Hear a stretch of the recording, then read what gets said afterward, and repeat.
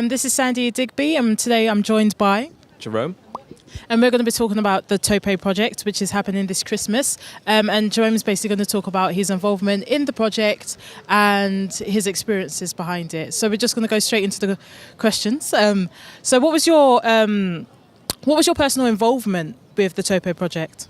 Well, personally, I was a friend of Topē's, and obviously with his death, Shalise started it, and I'm a good friend of Shalise's as well. She's like my sister. So in regards to my involvement, she was doing something for the young people, and then we said, why doesn't this grow? Because this is what young people need at a time when young people are most kind of vulnerable because they haven't got a family. It was like, this is what should happen everywhere.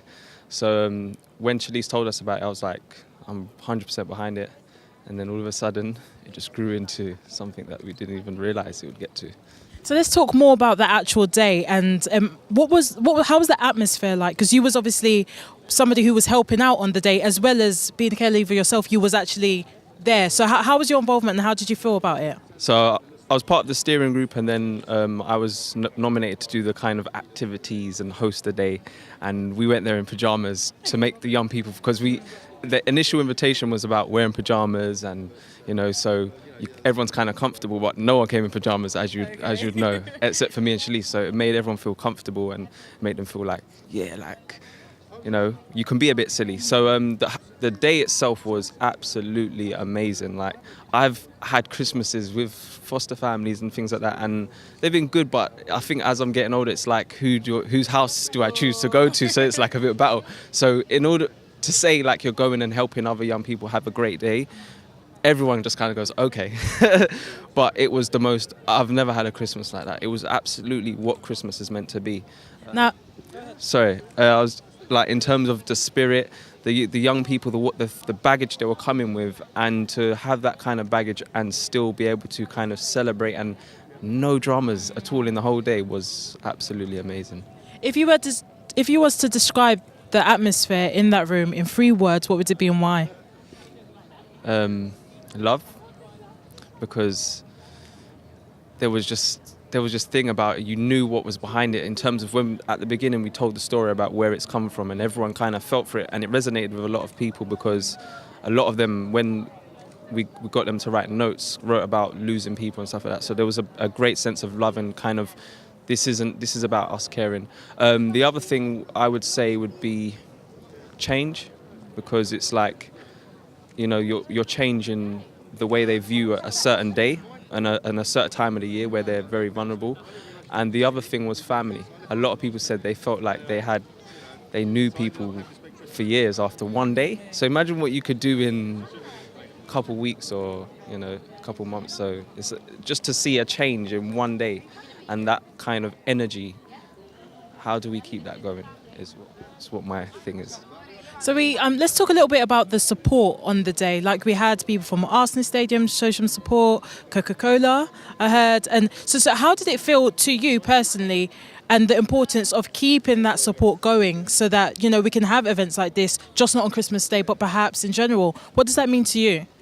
Especially for kids in care, the support they generally get, and it's going down and down. So right now, even more than ever, the support is crucial. So the people like Coca-Cola, Argos, we had Lorraine Pascal come down and actually deliver loads of chocolates. Having that kind of it was overwhelming for a lot of people. Like, whoa, you're giving me this and there's nothing behind it. There's no money. What's going on here? So there was a kind of, it was just love. Like, when you get that kind of support and it's unconditional, it's not really, there's nothing attached to it. There's no kind of thing behind it. It's just, we want a day to give to you that we know you haven't had the best start, but you can have the best end. That was what was important, I think. Okay, so what do you think the government could do to help care leavers receive emotional support? It's a big one. I think it starts ground first. It starts from the way you communicate with young people. The way you communicate with young people is the way you show them that you care. I know that we have systems and things we need to work under, but sometimes it's just as simple as saying that, how are you doing? Like, what's going on in your life today? Being a bit more transparent. But I think the government the process of social work needs to be a bit, it's not an educational job. it's a life job. So there's more to it. There's more about, I think what they need to be looking at is whether social workers and responsible managers, are you personally ready? Because if you take certain things personally, then you're not a professional, are you? And I find that a lot of people tend to, like, social workers get their backs up not because of young people, but because of the system themselves. So they're like young people in themselves. So what message are you giving to young people if you know that you can't do something, if you're not empowered enough to do something for young people? So what makes you think that you can help a young person change their life if you're not empowered or you can't empower them? So I think it starts with the first-hand people working with young people, in terms of the ones who are working face-to-face, delivering easy and bad decisions, you know. And I just think they need to be a bit more flexible. Like, I think we've had so many different cases of people dying, and it's like we've become more kind of scared to take chances. So the more we take chances is the more we're putting up systems, and the more we're losing people, which means realistically we're not keeping young people safe. The system is not set up to keep young people safe because we don't know our young people. So it needs to be in a way where social workers can go and actually have a meal with a young person and say, what's going on for you? Like, you know, how are you today? How was your exam? Call you. Like, that needs to be the real stuff, because this isn't, it is a job, but it's also people's lives. So. You talked about we're scared to take chances. Do you think that if we did take chances, there will be a difference into the way the social work, maybe the way care leavers are perceived, perhaps? Or do you think it will break some stereotypes? Like, what's your perception on that? I think because we're scared to take chances, it means the relationship you have with anyone in the system isn't real. So they're like, yes, I want to go and hug you, but I have to hug you this way. So young people are constantly reminded that they're not a normal young person, where they are. And sometimes it's just about being real with them and just saying to them, listen, like, this can't happen and this can, but I know how you feel about it. How do you, like, sometimes it's just asking, how do you feel, or what's going on here, or what's behind this? And the other thing a lot of young people are not taught to that whole area about why I'm in care. Everyone's scared to touch that area. So if you don't know where you're coming from, how do you know where to get to if you don't know where you're coming from? So my thing around that would be in terms of helping them to understand where they've come from and accept it as a part of their journey forward.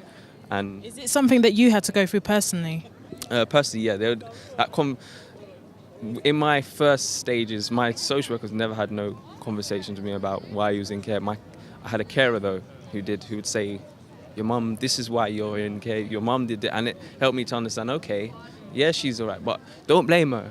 You know, don't blame her because, you know, she's not well now, but she will be. You know, so if you get that honesty, a young person can't blame you. What can they blame you? All they do is they understand where they're coming from. And when you understand and accept it and say, okay, it's my story, and a lot of people, what they do is hide it rather than saying, actually, no, this is my story, this is who I am, and this is what I'm going to use to kind of create something great, then you have young people that can change people's lives rather than young people that are seen in teenage pregnancy, jails, and the kind of expected way of care leavers.